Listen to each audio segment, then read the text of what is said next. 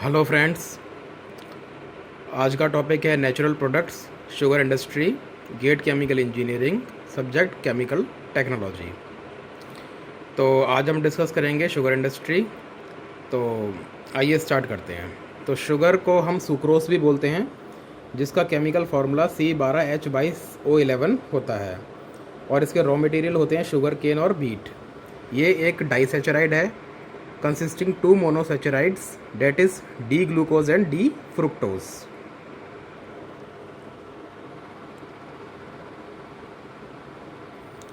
Commercially, sugar is obtained by extracting juice from either sugarcane or beet, purifying the juice, concentrating it by evaporation and crystallization of sugar from juice. तो pure refined sugar contains 99.9% sucrose. It is soluble in water but slightly soluble in methyl and ethyl alcohols.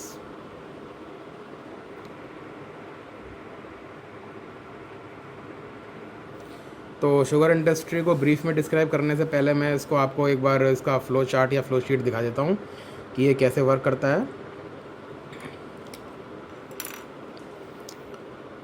यहाँ पर इसमें जितने भी mechanical equipment, सारे mechanical equipments लगे हुए हैं। मोस्टली इसके अंदर कोई भी यूनिट प्रोसेस नहीं है, सारे यूनिट ऑपरेशंस ही हैं। तो कटर, यहाँ पे हमारा रॉ मटेरियल आएगा, शुगर केन या बीट, वो कटर में जाएगा। कटर में यहाँ पे क्या होता है कि शुगर केन या बीट को स्मॉल पीसेस में कन्वर्ट कर देता है। इसके अंदर रोटेटिंग नाइफ्स होती हैं और वो उनको स्मॉल पीसेस में कन्वर्ट कर देती हैं। फिर आता है क्रशर, जहाँ पे श्रेडिंग होती है। फिर आता है प्रेशर मिल, जिसमें जूस एक्सट्रैक्ट होता है और बगैर से एज ए बाई प्रोडक्ट बनता है। फिर आता है क्लैरिफायर, जहाँ पर हम कैल्शियम, जिसमें कैल्शियम हाइड्रोक्साइड देते हैं और सल्फर डाइऑक्साइड ब्लीचिंग एजेंट देते हैं।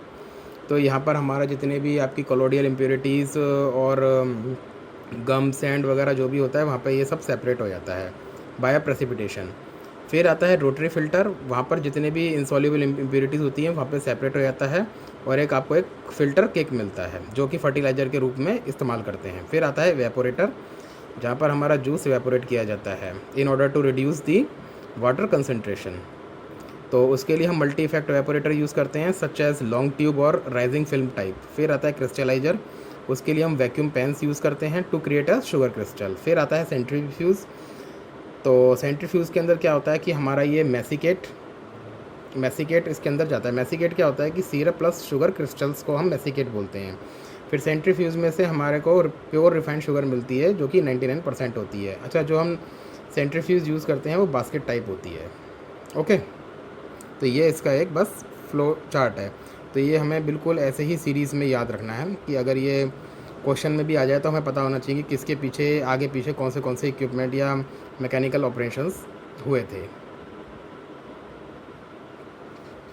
तो हम इसको डिस्कस करते हैं। तो functional role of various process. फिर आता है, पहले नंबर पे आता है कटर।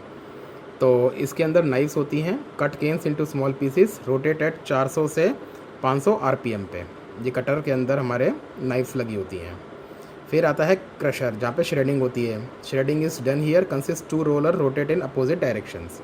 इसके अंदर, श्रेडर के अंदर है 2 रोल्स लगे हुए होते हैं।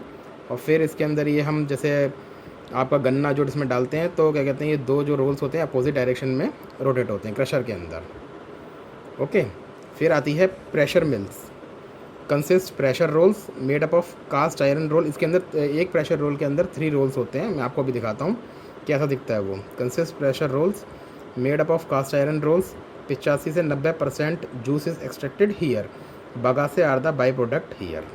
ओके, तो ये हो गया आपका प्रेशर मिल। यहाँ पे जूस एक्सट्रैक्शन प्रोसेस, मतलब इसके अंदर डन होता है। प्रेशर मिल्स के अंदर हमारा जूस एक्सट्रैक्शन होता है मेनली, और बगैर से एज अ बाई प्रोडक्ट हमें ऑब्टेन होता है। तो ये हमारे क्रशिंग रोल असेंबली होती है। ऊपर है हमारा टॉप रोल, ये हमारा फीड रोल, और ये हो गया डिस्चार्ज रोल। फीड यहाँ से डालेंगे, लेफ़्ट से, राइट से बगा से ऑब्टेन होगा, बॉटम से हमारा जूस निकल जाएगा। तो ये फीड रोल, ये टॉप रोल, और ये discharge roll, crushing roll assembly.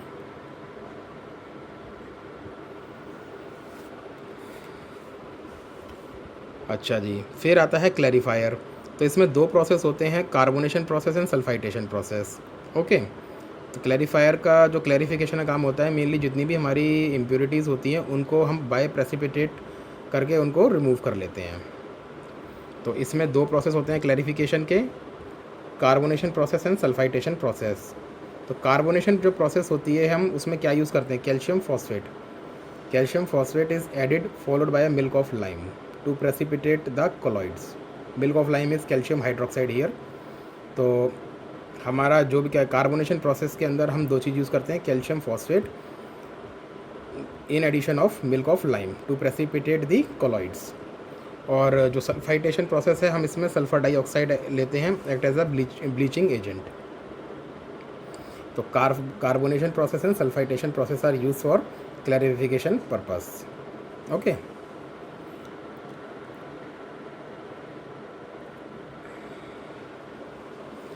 तो एक्सट्रैक्टेड जूस, ये इंपॉर्टेंट है। Extracted juice is an acidic greenish liquid containing both soluble and insoluble impurities like solid soil, protein, fats, waxes, gum, particle of bagasse. तो जो हमारा juice होता है extracted, वो एक एसिडिक ग्रीन लिक्विड होता है जिसमें कई तरह की इम्प्योरिटीज़ होती हैं, both soluble and insoluble, such as soil, protein, fats, gum, waxes, particle of bagasse. तो क्लैरिफिकेशन हम कैसे करते हैं, clarification is done by a heat and lime is the oldest and most effective method. तो हमारे पुराने काल से जो चला आ रहा है वो हम हीट और लाइम की मदद से इसको क्लैरिफाई करते हैं। तो milk of lime is added to cold juice and pH of juice is brought to about 7.5 से 8.5 pH तक हम इसको लेके आते हैं और इसमें हम मिल्क ऐड कर देते हैं कोल्ड जूस में। फिर lime juice is then brought to a temperature about 90 से 115 डिग्री सेल्सियस। अब इसकी वजह से क्या होगा कि इसमें हैवी प्रेसिपिटेट फॉर्म हो जाएंगे, calcium salts, coagulated proteins, entrapped colloidal and suspended matters are formed. तो इसमें प्रेसिपिटेट जितनी भी इम्प्योरिटीज़ होंगी वो प्रेसिपिटेट आउट हो जाएंगी। तो हमने क्या करा, ठंडे जूस के अंदर हमने मिल्क ऑफ लाइम ऐड करा जिससे हमारा pH पहले से ही वो ग्रीन क्या कहते हैं एसिडिक होता है। जो हमारा फ्रेश जूस होता है वो एसिडिक होता है। इसमें हमने मिल्क ऑफ लाइम ऐड करा, कैल्शियम हाइड्रोक्साइड, इसका जो pH आया 7.5 से 8.5 आ गया। फिर हमने इसको हीट किया 90 से 115 डिग्री सेल्सियस पर। उसकी वजह से क्या होता है कि प्रेसिपिटेशन हो जाती है सॉल्यूबल इनसॉल्यूबल इम्प्योरिटीज़ की, और क्या कहते हैं सच एज आपकी calcium salt, coagulated proteins, entrapped colloidal and suspended matters are formed. फिर हम उनको क्या करेंगे, फिर नेक्स्ट रोटरी फिल्टर में हम इसको पास कर देंगे। तो impurities from clarified are removed here. After this sugar solution is send to a evaporator. Filter cake produce here is use as a fertiliser. तो ये रोटरी फिल्टर है हमारा। रोटरी फिल्टर के अंदर हम क्या करते हैं, जो जूस हमारे क्लैरिफायर से आता है इसमें पास करते हैं और क्या कहते हैं उसके बाद हम उसको फिर इवेपोरेशन के लिए भेजते हैं, फर्दर कंसनट्रेशन के लिए हम इसको भेजते हैं। तो यहाँ पे हमारा फ़िल्टर केक मिल जाता है हमें एज अ बाई प्रोडक्ट। उसको हम एज अ फर्टिलाइज़र हम यूज़ कर सकते हैं। अच्छा जी, फिर आता है इवेपोरेशन। इवेपोरेशन में मैंने आपको बताया कि long tube vertically rising film type हमारा मल्टी इफेक्ट इवेपोरेटर हम यूज़ करते हैं।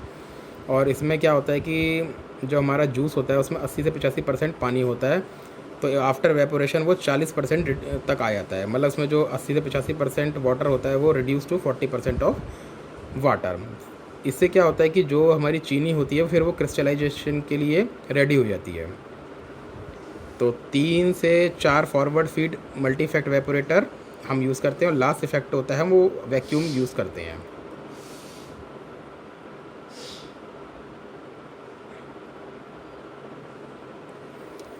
अच्छा जी, फिर आ गया हमारे पास क्रिस्टलाइज़र। तो इसमें क्या होता है, मैंने पहले ही बताया कि वैक्यूम पैन हम यूज़ करते हैं। कंसनट्रेटेड शुगर सॉल्यूशन इज़ यहाँ पर हम इसको बॉयल करते हैं। Concentrated sugar solution is boiled in vacuum pans at a vapour temperature of 57 degree Celsius until fine cloud of crystals is seen. तो crystallisation is completed in vacuum pan units. हम इसको 57 degree पे heat करते हैं जब तक कि हमें फाइन क्लाउड्स ना मिल जाएं शुगर क्रिस्टल्स के। फिर आता है क्रिस्टलाइजेशन के बाद हम इसको सीधा सेंट्रीफ्यूज़ में सेंड करते हैं। सेंट्रीफ्यूज़ में क्या होता है कि यहाँ पर हम बास्केट टाइप सेंट्रीफ्यूज़ यूज़ करते हैं और इसके अंदर जो हमारे पास जो मैसिकेट आता है, मैसिकेट क्या होता है, basically mixture of crystal and syrup, sugar crystal plus syrup का जो कम्बिनेशन होता है हम उसको मैसिकेट बोलते हैं। तो from crystalliser is centrifuge in a basket type centrifuge which separates mother liquor molasses as a by product and sugar crystals. तो सेंट्रीफ्यूज में से हमें को दो चीज़ मिल जाती हैं, sugar crystal, refined sugar crystals and molasses, जो कि एक मदर लिकर होता है। तो सेंट्रीफ्यूज की जो स्पीड होती है 800 से 1000 आरपीएम तक की मेंटेन होती है। बस ये इतना ही है, बाकी मैं जो और एडिशनल डिटेल से आपको दे देता हूँ। हाँ, और इसके बाद हमारा आता है फिर इन्वर्जन ऑफ शुगर। ये सबसे लास्ट प्रोसेस है, रिफाइंड शुगर के बाद हम उसको इन्वर्ट करते हैं।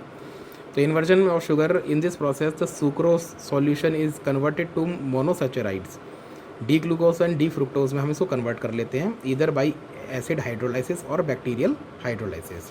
तो ये C/H2O11 प्लस वाटर, तो इसमें या तो हम क्या कहते हैं इसको एसिड हाइड्रोलाइज कर लेंगे या बैक्टीरियल हाइड्रोलाइज पे डाल देंगे, और इसे D glucose and D fructose हमें ऑब्टेन हो जाता है, C6H12O6 D glucose and D fructose. ये इन्वर्जन ऑफ शुगर। और इन्वर्जन ऑफ शुगर हम चेक करते हैं वाया पोलारीमीटर इक्विपमेंट। जो हमारा पोलारीमीटर होता है उससे इसका extent of inversion is checked by a polarimeter. Inversion क्या होता है? Loss of sucrose to monosaccharides and hence fresh cut sugar cane transported juice extraction before 24 hours by cutting.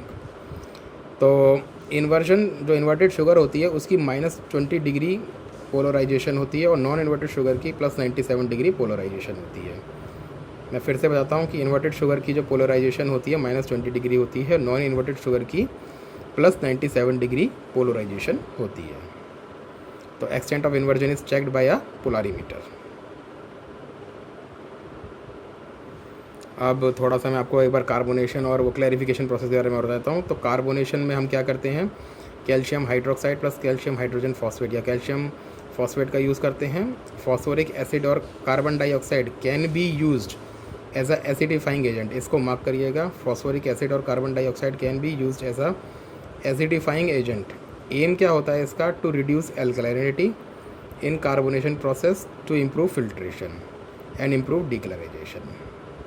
तो सल्फर डाइऑक्साइड जो होता है हमारा वहाँ पे क्या होता है? ब्लीचिंग एजेंट होता है। फॉस्फोरिक एसिड और कार्बन डाइऑक्साइड जो हमारा यहाँ पे है एज अ एसिडिफाइंग हम एजेंट यूज़ करते हैं। इसका एम होता है कि हमें एल्कलाइनिटी, अगर पीएच को रिड्यूस करना होता है तब हम इसको यूज़ करते हैं, फॉस्फोरिक एसिड और कार्बन डाइऑक्साइड को। तो ये क्या करता है? फिल्ट्रेशन को इम्प्रूव करता है और डीकलराइजेशन को इम्प्रूव करता है।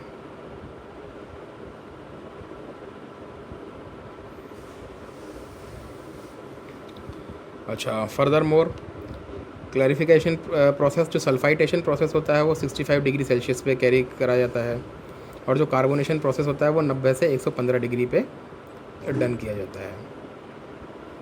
तो सल्फाइटेशन जो प्रोसेस होता है at a 65 degree Celsius, sulphur dioxide is bubbled to juice to slightly to increase acidity. The juice is then heated to boiling point for 2 hours. After sulfitation process, pH become 7 and concentration become 12 to 13 bricks. तो ये सल्फाइटेशन process हो गया कि sulphur dioxide को हम कैसे use करते हैं फॉर अ क्लैरिफिकेशन पर्पस। तो at a 65 degree Celsius sulphur dioxide is bubble to juice to slightly increase acidity. The juice is then heated to boiling point for 2 hours. After sulfitation process, pH become 7 and concentration become 12 to 13 bricks.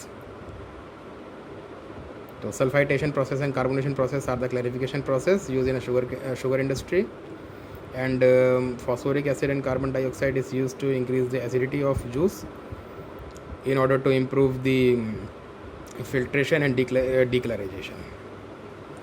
अच्छा, हम एक बार और ये देख लेते हैं कि vacuum हमने एवेपोरेटर जो हमने 3 to 4 एवेपोरेटर यूज़ करे थे सीरीज़ में, तो उसमें हम लास्ट फैक्ट जो एवेपोरेटर होता है उसको हम वैक्यूम पे क्यों यूज़ करते हैं? To allow the flow of juice from first effect to other due to pressure drop. जो हमारा प्रेशर ड्रॉप की वजह से फर्स्ट इफेक्ट से लास्ट इफेक्ट तक जो हमारा आता है वो जूस उसके प्रेशर ड्रॉप की वजह से फ्लो होता है। To increase the temperature gradient for better heat transfer. To increase the temperature gradient for better heat transfer. तो अगर आपसे क्वेश्चन पूछ ले कि भाई वैक्यूम इन लास्ट इफेक्ट हम क्यों यूज़ करते हैं, तो हमारा 2 रीज़न है।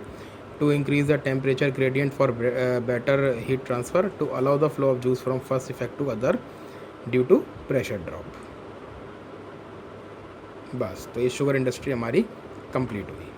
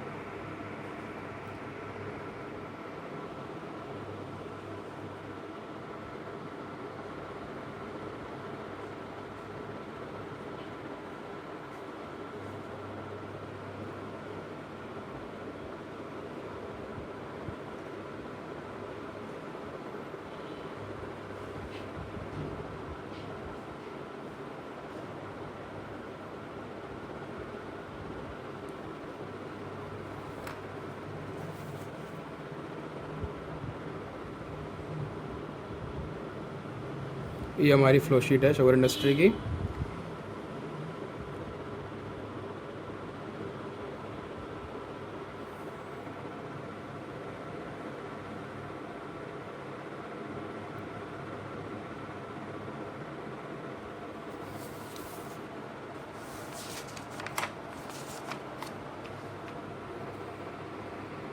Inversion of sugar, last process of sugar industry.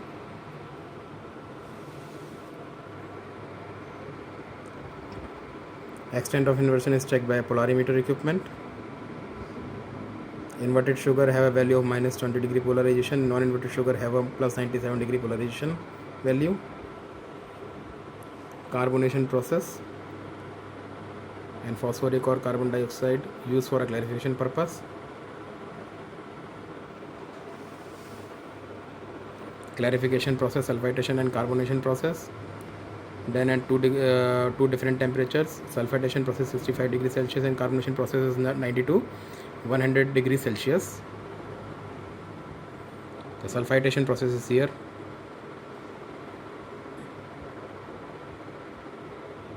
And a reason why we use vacuum for last effect in a multi-effect evaporation to allow the flow of juice from first effect to other due to the pressure drop to increase the temperature gradient for better heat transfer. Okay, thank you.